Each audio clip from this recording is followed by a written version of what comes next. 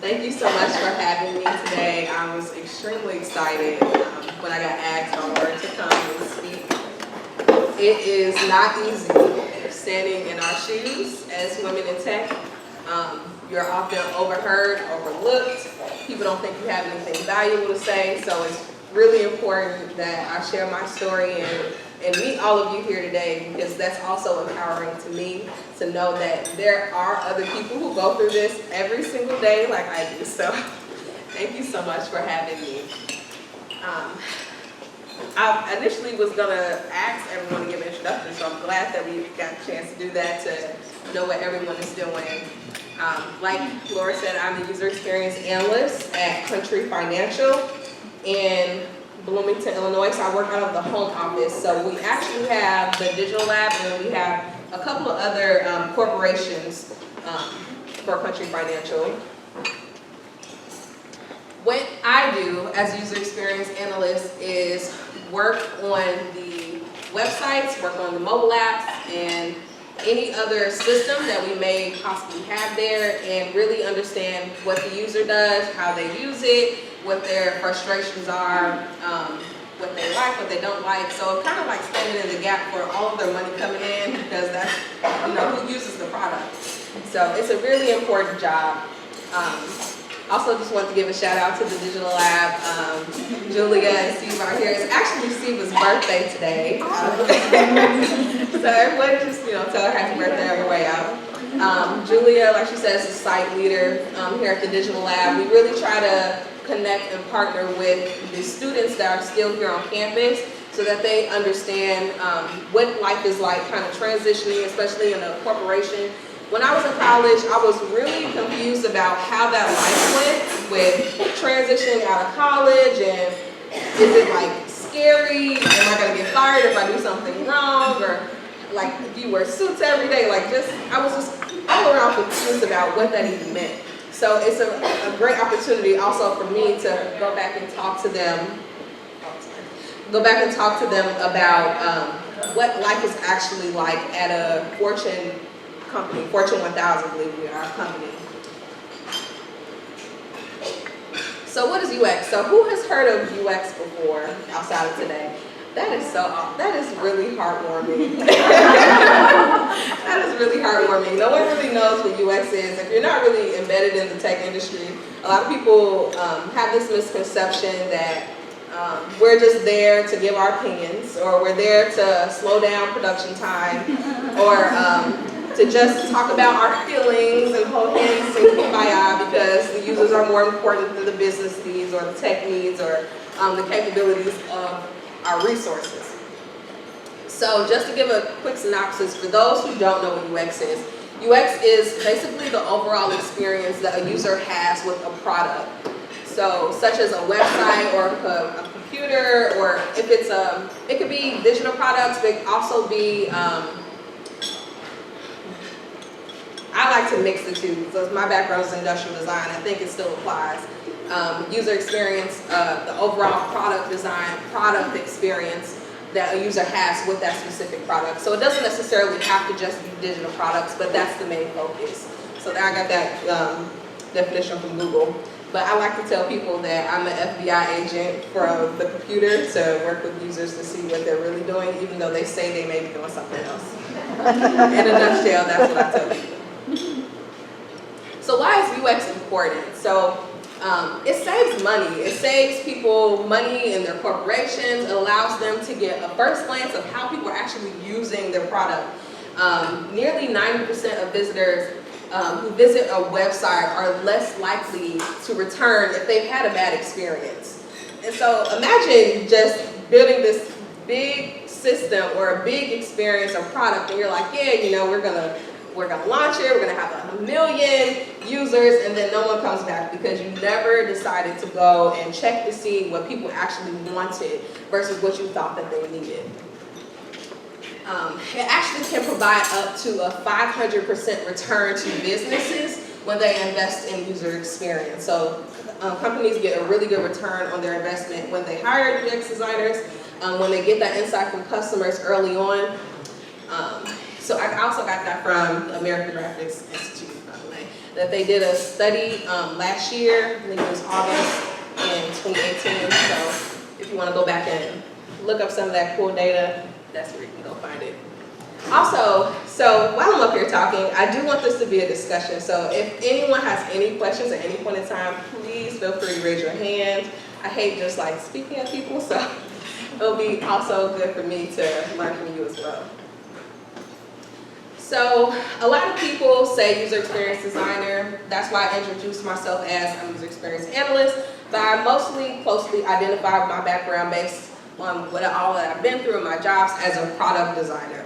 So that's mainly what I would tell people if they just ask me outside of work, what are you? I'm a product designer. I care about the lifespan of a product from beginning to end. I look at it holistically. I try to understand how things can go beyond the user experience and try to plan long term.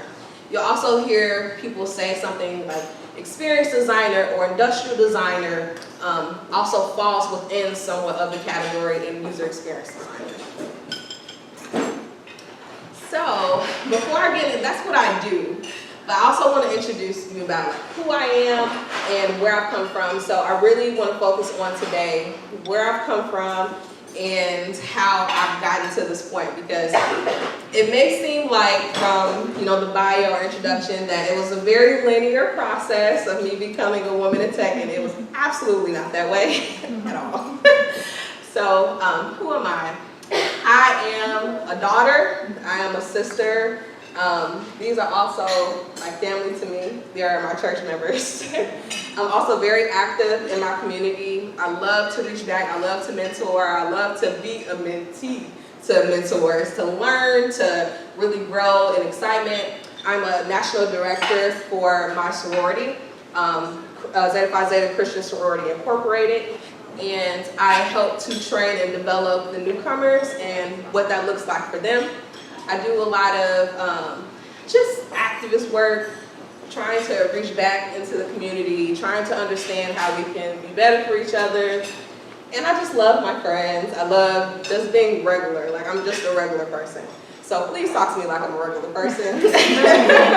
Please not, walk up to me and give me your whole bio. Please talk to me like I'm a regular person, because I very much so am. So how did I get here? A lot of people think that it starts here. So we like to think that once you've gotten your degree, I've graduated with my Bachelor's of Fine Arts from the University of Illinois at Urbana-Champaign in industrial design. And a lot of people thought that I was an architect. Disclaimer, I don't know who else gets asked that. You get asked that a lot. They're like, either I'm an industrial engineer or I'm an architect. Right. So do you build buildings? That's what I get a lot. A lot of people think that from here, everything is magical. There's a job waiting for you as soon as you walk out of the door. This day, my family asked me 1,000 times, what are you doing next? I said, I don't know, but I'm staying in Champaign, so that's that. And so I got that question about 15 times average that night, and I had no clue what I was doing. The next day, I was coming in for an interview with AE Machines, but I had no idea what I was doing. I just was like, I'm going to be here on faith, and I was planted here. So while this is why we think this starts, this is actually where it began for me. So in this picture, this is my sister, Heather, who lives in Chicago. I'm from Dalton, Illinois. And this is I'm going to tell you all a story really quickly. We shared a room. Growing up in Dalton, we had a 3-bedroom household, and I had a little brother, so me and my sister had to share a room. She was very mean to me. She was very intrusive of my space. She put her feet on me when we would sleep. And at the time, we shared a bed because we loved to sleep together. Like, we were like best friends growing up. And so but if I didn't do what I told her to do, she put on the big sister hat and was just like, we're gonna duke it out. So I loved her so much, and actually I'm cursing after her because I saw her doing it, but I didn't quite know how to do it. That's why my dress is. And so it began here for me because I wanted my own space for my sister. And so I was in 2nd grade. My dad asked me every year to get a list and tell me what you want for Christmas, and maybe I'll get something that you actually want. So usually I got almost everything I wanted because they were like, you know, I want a toy or something like that. That wasn't anything major. But this time I said, I want my own bed, but not just any bed. I want this bed that I personally designed. And so I drew this picture and I had it all laid out. It was a twin size bed and it had my name on my sheets and my covers. I had a princess hat on my cover. And I had a TV screen that raised up out of the headboard, and I had a room for my snacks, and I had a refrigerator, and I had a place to put my TV, and I had my movies, and I was even so advanced in second grade where I thought about how it would open up. So I knew that I had a remote control where the TV would rise up. And I knew that when I pressed the button, the movies would come out and I would be able to select which one I wanted.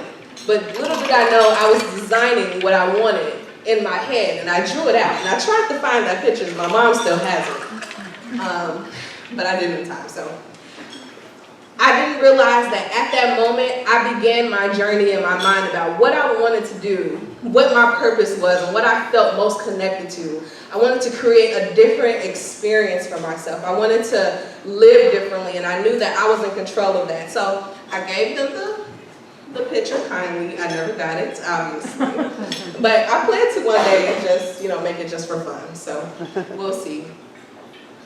So that's so important to me because now I get to stand in the gap for those who may have like a big mind like that. So currently, what we just started 2 weeks ago is a program here in Champaign-Urbana. The guy who was sitting right here, I don't know where he is, he's taking pictures. Oh, there he is. He's up there. That is actually the executive director of Youth for Christ East Central Illinois in Champaign. And he started this program for young girls in middle school to learn how to design and create. And so I get to lead that class to tell them there is a possible way for you to make this look nicer, probably way better than what I did. And for them to learn those tools, because coming into college, I had no idea what Photoshop was. I had no idea what Illustrator was, InDesign, XD, and some of my classmates did. Growing up in Dalton, we had no such thing. We had no programs. We barely were thinking about college at the time, what we were gonna do after this, because a lot of people stayed in Dalton. A lot of people just thought like Chicago is it. I can just go work in Chicago, and that's it. I was trying to hightail the fastest train outside of Dalton as I possibly could. So I get to stand in that gap for them and talk to them about what that means, and get to talk to them about them being in the same situation and knowing more at their age. So that is a blessing. So fast forward. I thought that I wanted to be an engineer. Based on that one experience, I thought, hey, that means I'm going to be an engineer. Wrong. So I thought I would be an engineer, and in my junior year of high school, I attended this summer camp, and I learned that I hated engineering. No shade to anyone who's an engineer, because I'm sure you love it, and that's what you're called to do. I was not. And so I'm in this program, and I'm like, this is absolutely not what I want to do. I want to build something, but I want to focus on the experience. I don't really care how it gets done. I just want it to work. I want to know what makes me feel like I'm connected to this product and that it's made specifically for me. And I found out that was industrial design. So I had a mentor. I had a program.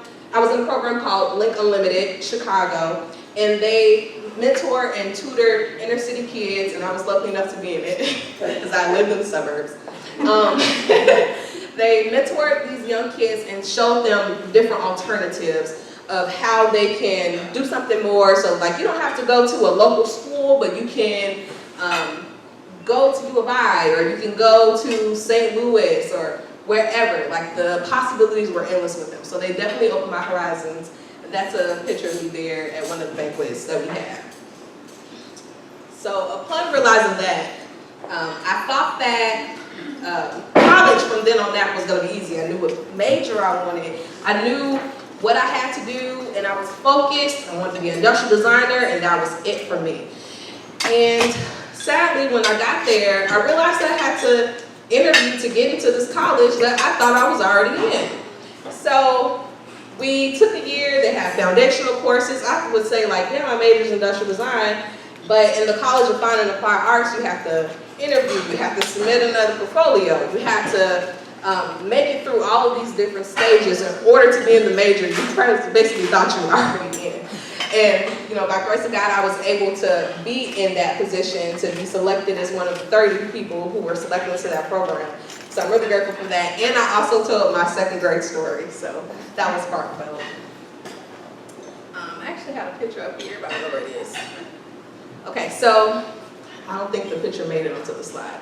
But I had a picture of me at Blue 1647. So I actually did not start interning in things until my junior year, summer. So going into my senior year is when I got my first internship. Up until then, it was very, very tough for me to get an internship.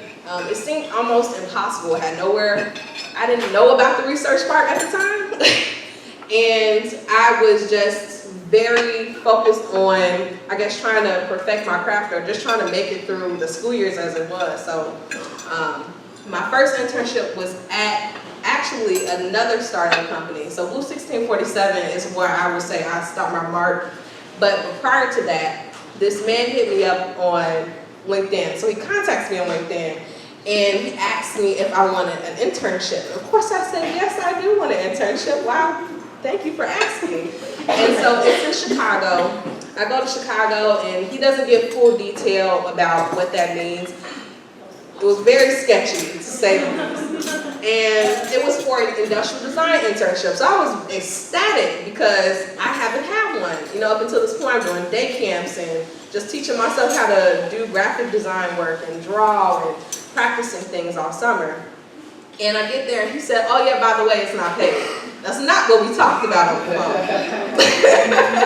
That's not at all what we talked about on the phone. And so, luckily, my computer broke down while I was working for him. So I went upstairs. We were in the basement of Blue 1647.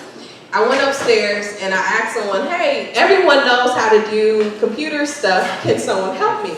And so I just started kind of asking people, what do you do? Or what do you do? Or, well, I'm an intern here and I don't know what we're doing, but this is a great opportunity. I'm just happy to be in the building. So we were networking. That was my first interaction at my job of really networking and really understanding that you're not just within your area. There are other people around you that you need to utilize. I got my computer fixed for free, so I was happy about that.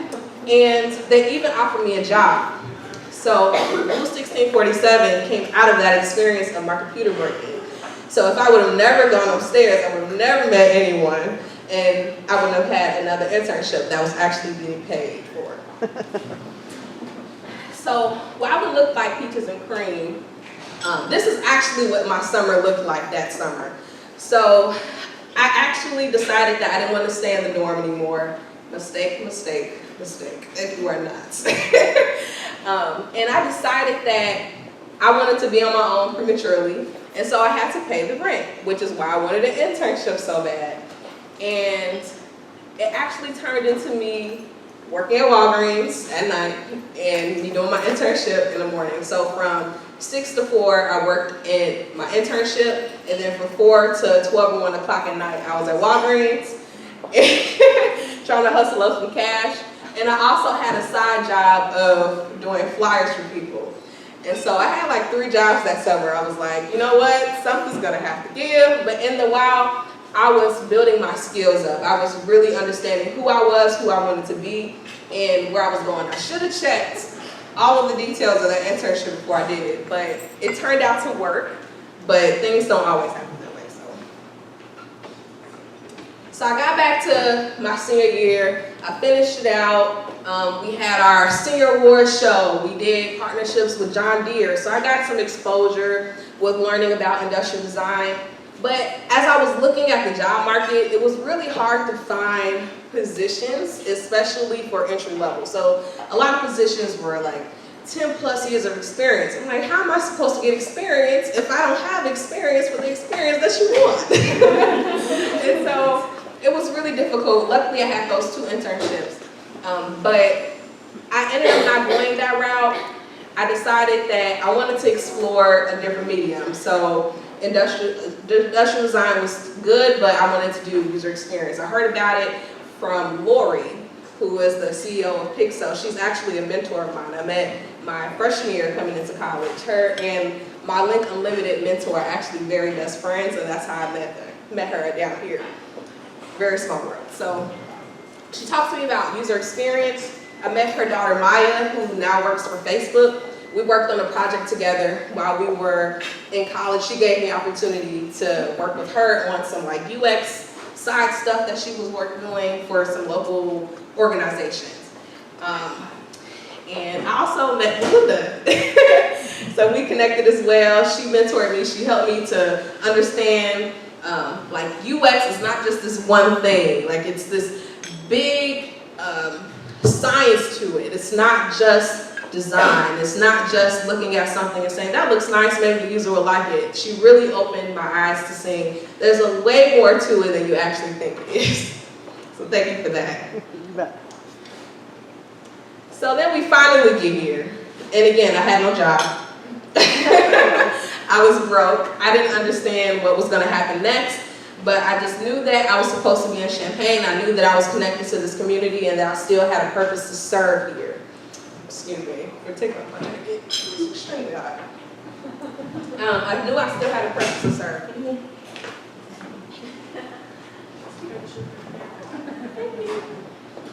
So I decided to stay here. And the next day, I had the interview at 8 Machines. And a month later, I heard nothing, so I did Uber in the meantime.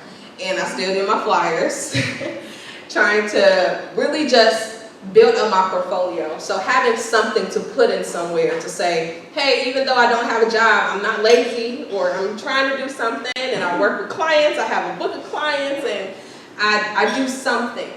So initially, they had a posting for a developmental engineer. And that basically, in their job description, said to me, user experience designer, you just don't know it yet. And so I applied for it anyway. And they told me, yeah, you know, we were looking for someone with a little bit more technical experience. And I said, okay, well, what can I do that will help me to become that person that you're looking for? And so I took notes on my interview. I asked them, I took notes, and they told me, I said, okay, thank you. And a month later, they got back to me, and they changed the position from developmental engineer to user experience engineer. And so I have a job. Thank you. I was really happy. I worked over there for about a year, and I would sit out here. I would come to the Women in Tech events. I would just try to absorb as much information as I possibly can. Amy and Eric, they were very, very helpful in my transition. Just pouring into me what I thought I knew about tech. That was the real hardcore deal. And it was because we had no resources. Like, we barely had, funds to work with. And when you don't have funds to work with, you're finding a solution. You're going to figure it out. And so the startup world is completely different. And I have so much respect for it because it's like, okay, I don't have the solution, but we're going to figure it out. It doesn't work? Okay, let's scrap it. Where a corporation is more of navigating people to navigate the product, to get what you want because you said it a certain way. And you have to take it back up the ladder so it goes back down the ladder. And then you get the result that you want. But startup is front-facing. I have an issue. I'm going to go head on for it. Nothing's going to stop me. And it's fast-paced. Like, everything is just like boom, boom, like thing after thing after thing. And I really, really appreciate that. And so now I'm at Country Financial. So how I transitioned from the startup to Country Financial, we actually, when I said like lack of funding, we did not get our phase 2 of our grant, so I was being paid off of grant money, just to be really forthcoming. And we didn't get the second half of it. We thought everything was together, we thought that we had it, and things happen. You may not get it the first time around, but that didn't mean that they stopped trying. It just means that they couldn't pay me anymore, which is okay.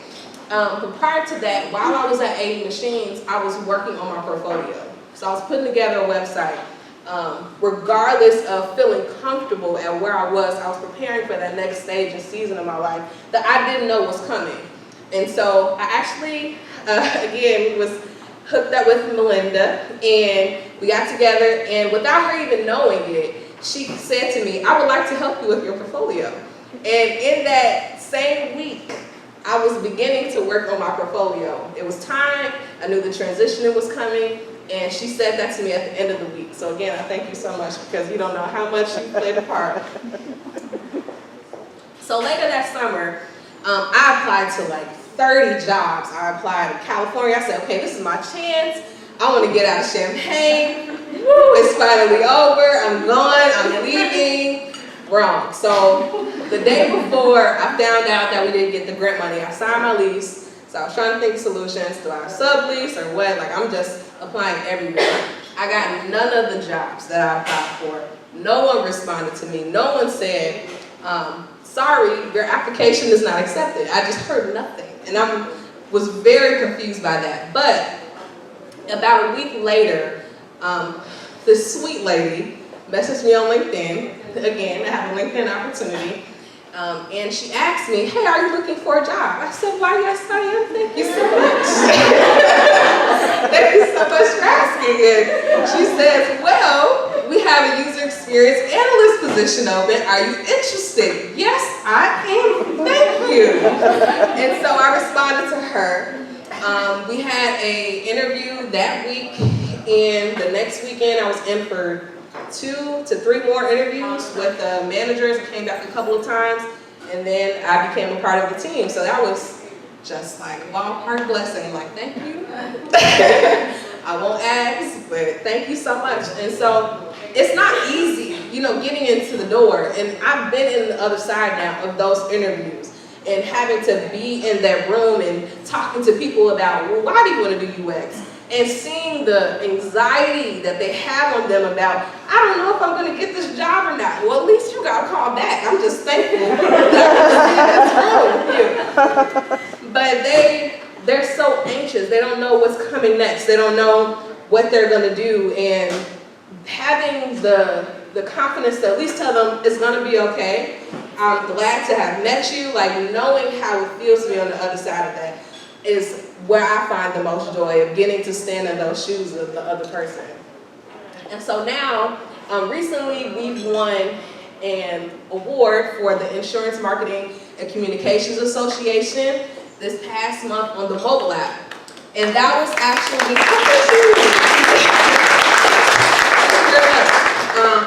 that was actually my very first project when I got there. And I was extremely scared because they were throwing me into Agile and I had no training whatsoever. I got trained maybe 2 months after that into Safe for Agile. And a great thing came out of it. We got an award for it. Transitioning into that space was very difficult because I didn't understand that you can't just say anything that you want to in these meetings. And you have a meeting every hour. And so even if you don't understand quite what's going on, you have to be knowledgeable enough about different aspects of it. So those things that I learned in the startup about, there's a business side to this, there's a technical side to this, and sometimes you may still not have money in a large corporation. Understanding how business works at such a small level and being faithful in that area allowed me to step into this area and understand that that's also still the case because it still is a business. And so having that insight, I was able to approach things a little differently, looking at things holistically, looking at things as a product having a beginning and an end. And I was really grateful and blessed to have 2 women over me. So my director is actually a woman, Tracy Fager, and my manager is a woman. And that was the first thing that I noticed when I walked in the door. I said, oh my gosh, there's 2 women here. Because everyone else were men, everyone else. And there was another woman manager who was over IT. And so we have a very strong women leadership in our department, at least. And it almost feels sometimes like we're standing against everyone else because we explain things a little differently than the men that we work with. We're a little bit more attentive to detail and a little bit more caring about the user. Of course, that's what our job is, but we approach things in a brand new way because we put a twist on it because we're women. And I'm glad to say I'm a woman in that situation. It even got to the point where I had to approach my manager and pull her into the office and say, I don't necessarily know how to say, why are we doing this in a meeting without sounding like a complete jerk. And so she had to start having meetings with me to kind of pre-meet for the meeting so that she could tell me how to say certain things. Because, you know, when people are working at somewhere for so long, it's kind of like they get in their own groove and they get in their own way sometimes. And you coming in with fresh insight, you're wanting to bring something new and innovative. And me just coming from a startup world, I'm like, yeah, the possibilities are endless. Like, we can do anything. We can just scrap what we've been doing. And they're like, no, we've spent $2 million on this project. We're not scrapping anything. So it's a little different, but I had to approach it still with that innovative. It's good to be innovative, but to understand all cards on the table. So, before I get into, so I also want to share some tips that I've learned, some things that I really want you to take away from my story. I want to give you an opportunity to ask me anything as I'm standing up here before I talk your head off. Does anyone have questions? I want to know what your manager told you when you asked. Oh. Why are we doing this? How did you bring that up in the meeting? So her response was, and it sounds so good, I'm probably going to butcher this, because I still didn't say it as good as she did. She said, so, who's asking for this request, and is there a specific goal that connects to an overarching project that we have for this resource? It was something along those lines. Basically, who asked for this? Why are we doing it? But when you navigate the business and corporate, it's more so of, okay, Joe Martin asked for that. That's not a real person, by the way. Joe Martin asked for that. Okay, we know that he's really focused on billing this year. So more than likely, based on his meetings, he wants it a certain type of way. So knowing who asked for something and then just asking the priority level, in a sense. Because everyone thinks everything's a priority because it's their thing. But asking, how do you, like, basically what level of flexibility do we have within there? Are there requirements? What is the expected and projected outcome for this specific request? So with those things, you can kind of gauge, is this really important? Or can we like try to figure out a way to make this something else that it needs to be? Does that answer? The people do the, is this something? Right. My director calls it dropping breadcrumbs. Yeah. Anyone else? Yes. So now that you've been on both sides of the interview, do you have advice for those of us that are still in our undergrad for how to conduct ourselves during the interview? Yes. Yes, I do. So, yes, so she asked, now that I've been basically out of undergrad and been on both sides of it, do I have any advice for those who are still undergrad in conducting themselves in the interview? I would say that knowing, like, it's okay, like we've seen what you've done at that point, and we have kind of made a decision whether or not we like you enough to have an interview with you. So we really want to get to know who you are. And I've heard and I've seen a lot of people who've been excellent in their work, but they can't talk about how they got there. They can't talk about their process. They can't talk about why they made certain decisions. And I think that's most important, because you really don't want to hire someone who is just very hasty in decision making, who doesn't admit that they failed. And maybe they made a mistake and then they started something new, or something came out of it. We also want to hear that you worked with other people happily, or you had problems and you resolved it peacefully, or you knew how to conduct yourself in that way. We also want to hear about just who you are as a person, just like, what do you do outside of work? Do you have a work-life balance? Are you going to be here till 9 o'clock and then complain that you're not getting paid more? Like, those are things that people really think about. And I've also seen some really good people, and because they didn't necessarily fit with the culture that was already established, they weren't hired. So were they going to be bossy when they came in? Or were they gonna say, hey, I've arrived and I want everything to go a certain way, or are you gonna be cohesive with the movement that we've already established here? Does that answer the question? Okay, awesome. Why is representation important, and what advice would you give to somebody working in an industry that they're not well represented in? Okay, that's a hard one. Right for the, yes sir, okay. Okay, to be completely transparent, representation is very important to me. And I say that because I'm the only person who looks like me in almost every given situation. So sometimes I'm not in a room full of women, I don't have that luxury. People who get it, or I'm not in the same room, I'm not in the room with other African Americans. And so most of the time, I'm the only person that they see, and being that person to show, especially in a minority situation, to show we're not all the same. Yes, we can speak certain ways. Yes, I'm seen intelligent, I'm a woman, and I have a voice, thank you very much. And just knowing how to conduct yourself on a level where if you see someone else who looks like you, or you identify with that person, you will want them to also be represented well. Because what someone will do is that they'll see you and have a bad encounter, and then they'll look at someone else and say, oh, here we go. Especially because you're already not represented. And so you all, even though you kind of feel like you have the weight of the world on your shoulders, you kind of have the weight of the world on your shoulders in that moment, and it's difficult. But if you're naturally a genuine person, you will be represented well, and you will do whatever you're representing justice when the next person encounters that pool of people. Yeah. I'm glad I answered your question. Okay, I saw a couple of other hands. What about the start of all do you miss and what do you not miss now that you're Oh man. I really miss,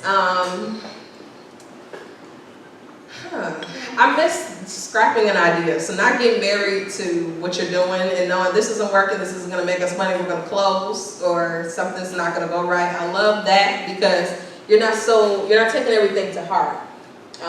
Today I have design reviews, and we will bring in our work, and they're trying to train us up in school how to effectively critique.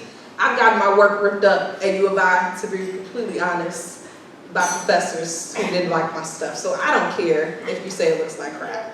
To me, I don't care. But having that less sensitive mentality of, just because you don't like my work, that means you don't like me. Getting past that part, I really miss. And something else that I miss is kind of just having the freedom to innovate differently, or more effectively, more directly. So seeing direct results. So as a UX engineer, I had the opportunity to code as well. So I learned how to code, and I coded a website, like a front page, and I was able to directly see it. So I designed it, I mocked it up, I tested it, and I coded it, and I saw it live. So seeing something directly.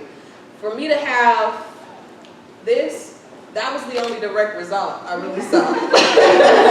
And we made that went live December 2017.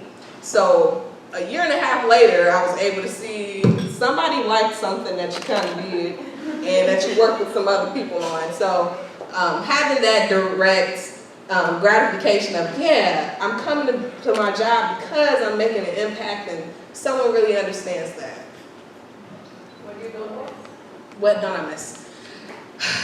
I don't miss the anxiety of not knowing if we're going to get grant money. I don't miss that. I was involved also in the grant writing process of at least stating my part and helping them to say it a certain way. So not knowing if someone is appreciating you, not being established to the point where you just have money to go and fly all over. We did go to a few maker fairs where we were able to tell people about what we did, but now it's like, they send me places, I didn't have to pay for that, and I have a credit card, and I love that part.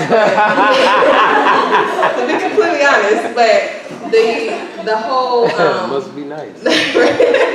not knowing where that money is coming from, that part of it, not having a backing already of people or users who are believing indefinitely about your product and your brand is what I don't miss, because it's kind of like you're trying to convince them all over again every time. This is why we're a good product, this is why we're a good company. It's just continuous. Anyone else? Yes. Do you have any recommendation for people who has more a technical background instead of design background to step in like research experience? Yeah, just get started. To be completely honest, it really doesn't, now UX is emerging in different colleges and universities.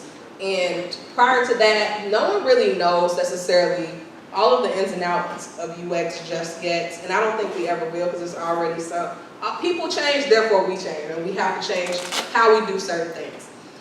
So I would say just research. I don't know everything, even though I've had, this experience. I'm very self-taught because by nature I'm an industrial designer. I think things differently. You're never going to know everything. You're never going to know exactly what direction to go forth in. And I think Siva can even speak to that, because her background wasn't necessarily user experience, but she just took a dive in, and now we are actually establishing a relationship to understand what that means and what she brings and what value she brings with her, all of her technical background. So I would just say, get started, read books, follow blogs. I still do all of these things because I have no clue what I'm doing some days at work, and I'm just like, let me Google the best possible way to document this thing. And just be encouraged by your journey. What you have is still valuable. So because you have technical background, you can actually talk to IT and developers way better than I possibly can, because you already know how certain things are working in the background. And if they tell you, we don't have funding for this, okay, I'm trying to keep it, but if we don't have funding for this, you can tell them the value of whatever based on the knowledge that you already have. So knowing both sides is really, really cool. I hope I answered your question. Did I answer? Okay, good. Anyone else? Yes. Really active on LinkedIn, and that's why people were noticing you and reached out to you. Yeah, so, well, not posting, but like at least having my resume up to date and my portfolio and my picture. So I didn't just have like a bathroom mirror picture. We took pictures at the end of our senior year that we were able to use, so I was able to do that. So just kind of presenting yourself in the package that you want to be seen. If you want to be seen as a user experience designer, put that as your headline. Or if you want to be seen as something else, market yourself as such. So that when they're searching, that you pop up, make sure you're connecting with all the right people so that you appear in some searches.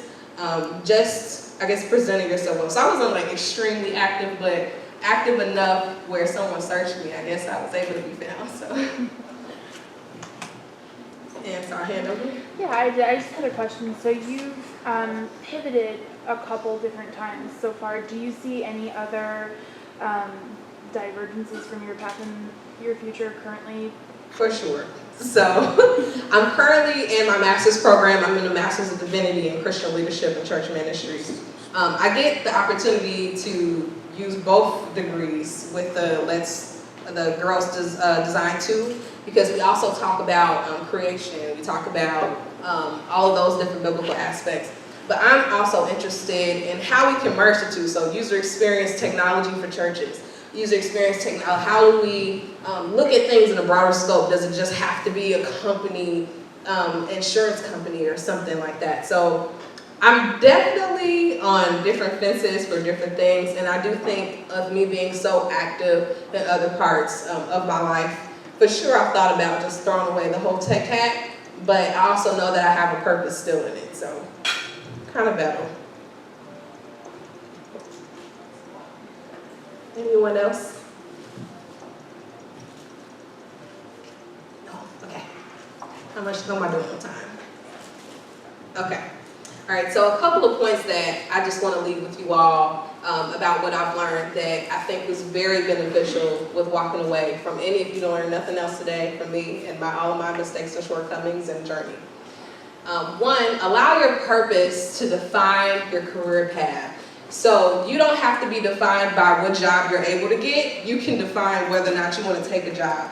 Even if a job is not something that you believe in, or a job that doesn't, that's the only job that you feel like you can get. You don't necessarily have to go in that direction. You define what that looks like for you. And let that journey be your journey. Like you said, have I pivoted? Absolutely, which is why I'm still in school, which is why I'm learning more and I haven't stopped. It's because I understand that just because I'm at Country Financial doesn't mean that I'm a Country Financial win, if that makes any sense. And that's where I'm gonna end up for the rest of my life. Second thing, you can only bring you to the table. So all of those experiences that I talked about, of me being a sister or a friend or daughter, only I can be that at the table that I'm standing at. I can only bring that perspective. All of that is relevant, very valuable and very relevant. For example, I was in a meeting with my teammates and we were just like so confined by restraints and okay, well we don't have the funding. And in my head, I just started drawing on the board and yeah, this is how it could look. But I reached back in that training from U of I of, okay, throw it away, let's try something else. Let's tear this up and let's do something different. Only you can be who you are. So if you're that person that's more detailed, has more technical background, has no background at all, only you can bring that certain perspective to what is in front of you. Third thing, find your voice and own it. And if I have learned nothing else in this past year, it is this. I have been in meetings where it will be 40 men, literally, I'm not kidding you, 40 men, and one of them being a designer on my team. And it was an ITS meeting, just being transparent, with other IT partners. And I said something, and it got completely ignored. It was as if I hadn't opened my mouth. My coworker said the exact same thing. Oh my goodness, that is the best thing, the best idea we've heard. And what I started doing to get around that initially was, one, I kept speaking because we're gonna have to do this eventually. Like, we're not gonna keep going through the circle. And the second thing was I started to have meetings with him and ask him, could you back me up? Like, could you just say, yeah, Hunter said that? Or could you say something and I second you? Like, we just need to get it done. And so I started getting more results. Be who you are, be consistent in the voice that you have, because people are going to remember that it was you who said it, not necessarily what was said, as you can see with the example. And that was something also, so I had a lot of conversations like this with my boss, which is why I started having pre-meetings with her, because she said, speak up. And I said, well, I don't know how to say this is not making sense without sounding offensive to people. This literally makes no sense. And she would say, I agree.